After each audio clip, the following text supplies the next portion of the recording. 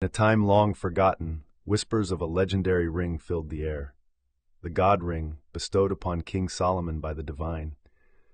This ring was no ordinary trinket. It held the power to command demons, converse with animals, heal the sick, and perform miracles.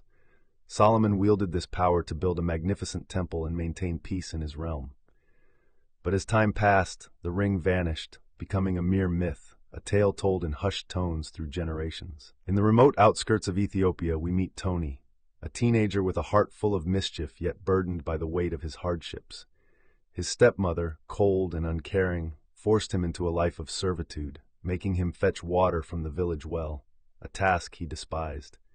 Each day, he felt more like an outsider in his own home, barely receiving the scraps of food she offered. One fateful day, while drawing water, Tony lost his grip and tumbled into the well.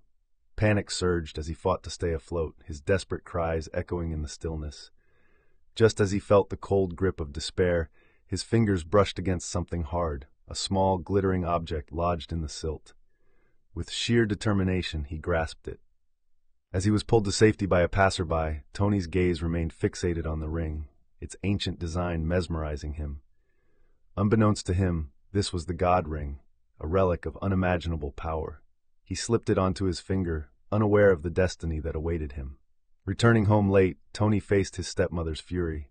She ordered him to clean the filthy basement as punishment. Exhausted, he obeyed, but as he swept the floor, a wave of drowsiness overcame him. He collapsed onto the dirt, drifting into a dream. In his dream, a terrifying figure loomed, a massive creature hidden beneath swirling waters. Its voice thundered in his mind, "Let me out!" Startled awake, heart racing, he dismissed it as a nightmare. But then he heard a soft voice say, "Good morning." Tony looked around, startled. The voice came from the stray cat curled up in the corner. Did you just speak?" he stammered. The cat lazily blinked. "Indeed, it's the ring. You're wearing the God Ring." Tony's mind raced. He had heard tales of Solomon's ring, but he had always thought them mere myths. "This can't be real," he muttered. The cat stretched. "Oh, it's very real. With that ring you can do unimaginable things, speak to animals, command demons, even heal the sick." Suddenly the memory of his nightmare flooded back.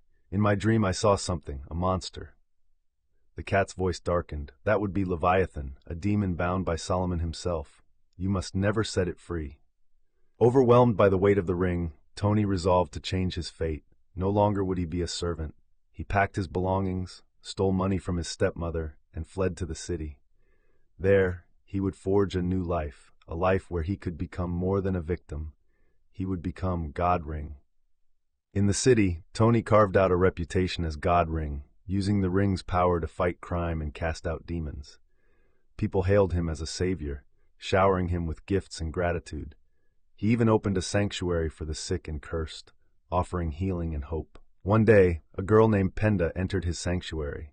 She carried a mysterious charm and merely suffered from a mild stomach issue.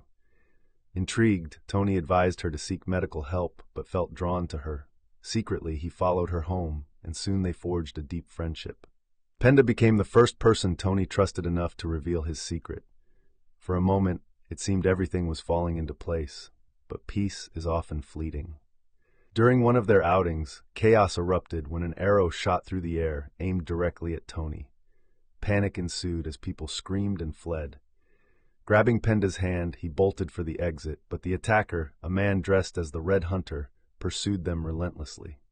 Before Tony could transform into God Ring, Penda created a distraction, allowing him to escape unnoticed. When he reappeared as God Ring, the Red Hunter awaited him, weapons drawn. The tension crackled in the air, both knowing that this was just the beginning of a dangerous game.